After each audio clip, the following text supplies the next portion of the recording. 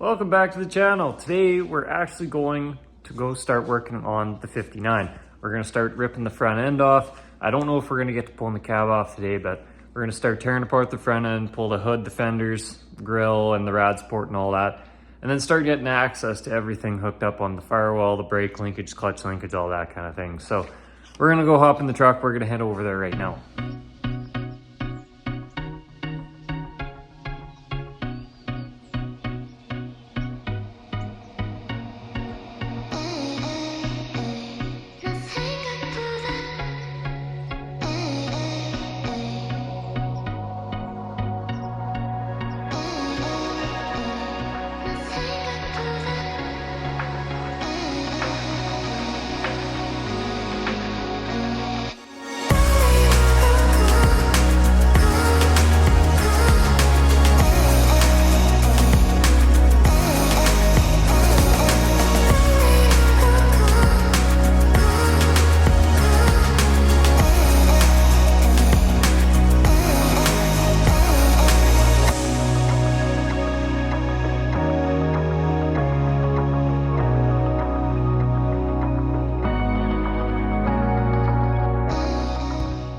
Okay, so we're about an hour in. Actually moving along not too bad. Hood came off first, pulled this piece off the hood latch. Grill came out, 8 bolts from in behind. And then this fender now. Man, they really put a lot of bolts holding these things on. Like, there's 7 bolts along here, 2 in here, 4 on here, 5 along the top, and then 2 big ones at the back. Like, they really over-engineered this thing. Like, these things are put together way better than anything newer. So, we're gonna jump into the other side, pull that fender off, and then we can work on getting this front grill header panel off.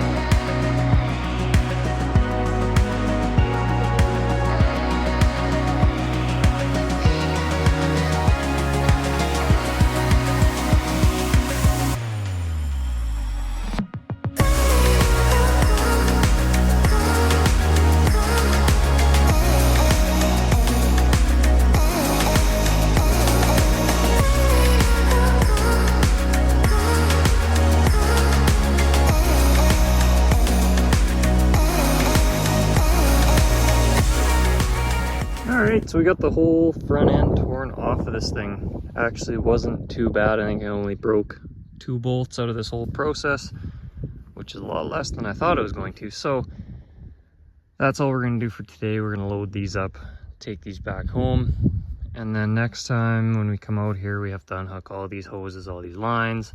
Probably end up cutting most of them, to be honest. The steering shaft looks like it's kind of a pain there. The way there isn't really a bolt holding it together, it just goes straight into the box. So I'll have to figure something out there. I might just cut that too.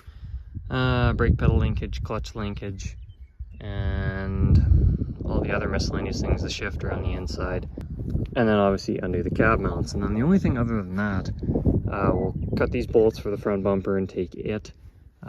These mounts I'm not so sure about. The cab mounts will probably cut the rivets on the frame and pull the mounts off, and then I won't be able to use them as they are, but maybe I can modify them and make them fit. Then other than that, pull the cab off and take it home too.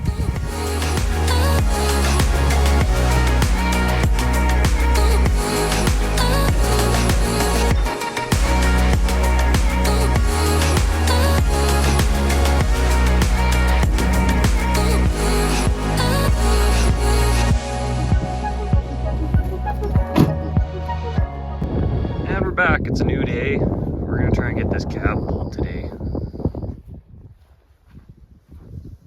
So we'll have to get these linkages unhooked. This will be the clutch, steering obviously, and then the brakes are down under there. The start button on the floor, and then a couple of these other brackets for these other lines. Then we'll have heater hoses over here, and actually that should be about it actually. So And then obviously the cab mounts, but hopefully they all come out nice. There's one there. And then there's one. You can't really see it. It's up there. So yeah, just gotta keep pulling stuff apart here. The wind was really bad here, so I'm just gonna do a voiceover. But like I said, we have heater hoses on this side here. Not really anything else other than the start button right in the middle. And then you come over here, we have our pedal linkages, our throttle pedal linkage, vacuum lines, that kind of thing. And then like I mentioned, we did end up cutting the steering column, just took a sawzall to it. That was the easiest way rather than trying to pull the steering box off the frame and all that. And here we have us getting ready to pull the cab. So we threw the fork extensions on the skid steer, and we actually went through the two side windows in the door, and it actually balanced out pretty well.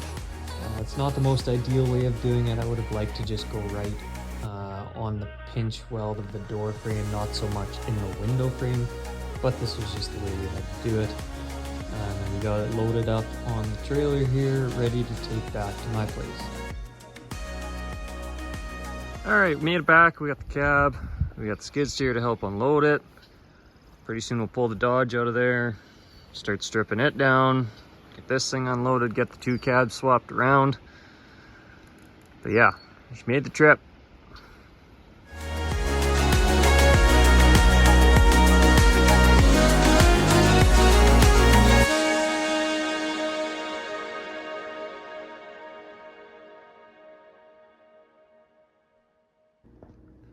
All right, so I didn't film a whole lot of it, but cab's here. We got it in the garage here, and we got the cab off of the Dodge, the cab and the box actually.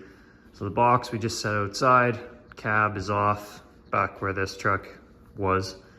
But yeah, we're getting somewhere. We got the body completely off of this thing. So now we can really see what we're working with, and now you can really see. Here's what I was saying, this overdrive housing's cracked. So this section from here to here, that's your overdrive housing. I can get a new housing, I'll have to source one somewhere. And assuming the internals are good, swap it over to a new housing. That's what I'm hoping. It looks like the transfer case is okay, and it's hard to say. I'll check the fluid in it and see what it looks like, but it's hard to say right now. The front drive shaft actually seems okay, which is surprising. Most of them wear out. This double cardan joint, it wears out and then causes all kinds of issues. So that actually looks okay. This fuel return line, not really sure what's going on here, but we'll have to address that. Broken welds on the muffler, that's not a big deal. Yeah, I mean, also got this oil leak at the back of the valve cover. I didn't really see that before, but not a real big issue. Probably end up going through this thing and resealing it anyway. But yeah, now that we got the body out of the way, we can really start working at this thing now. And then coming over to the cab here. So this thing is pretty much still complete. It's as we pulled it. We pulled the battery tray and the hood hinges off of the firewall just for loading purposes. Made it a lot easier. But what we're gonna do next, before I even go and try to put this on here, I want to strip this cab down, pretty much take everything out of it. I'm probably going to end up pulling the doors off because I'll be lifting this thing with an engine crane. So I need access from at least one side, and I may as well take them both off. So we'll strip the seat out, strip the steering column, pretty much strip the dash, all the wiring, all the glass. This front windshield is trashed anyway, but I'm gonna try and get it out without wrecking it. The back window's still good, so we'll try to save that one too. But yeah, it'll be a little bit more work yet. Also, the door hinges on these things are shot. The bottom hinges especially, so we gotta pull those apart and fix those up before we can put the doors back on. But yeah, we'll strip the heater out, glove box, gauges, all the switches on the dash, all that. The one sun visor that apparently it has. Maybe try and see if I can get 2 in there. But yeah, that'll all be in the next video though. So as you can see, we're starting to make some serious progress here. So like I say in all my other videos, if you want to stay tuned, you want to watch what's going on with the build, you got to follow me on Instagram, you got to subscribe to the YouTube. That's all you got to do. If you want to shoot me a comment down below, go right ahead. But it's looking really good so far. I'm getting excited. Next video, you'll see us strip down this cab. We might even put it on the frame just to kind of see, eyeball where everything's at. This frame needs to be pressure washed and cleaned and get all the dirt out of it. It's pretty nasty for being a 20-year-old truck, really.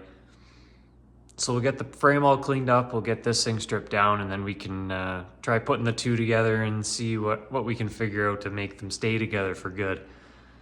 But yeah, like I said, be sure to subscribe, follow me on Instagram, follow me on TikTok, whatever you want to do. If you like what we're doing here, leave a comment on either one of those, and we'll see you guys in the next one.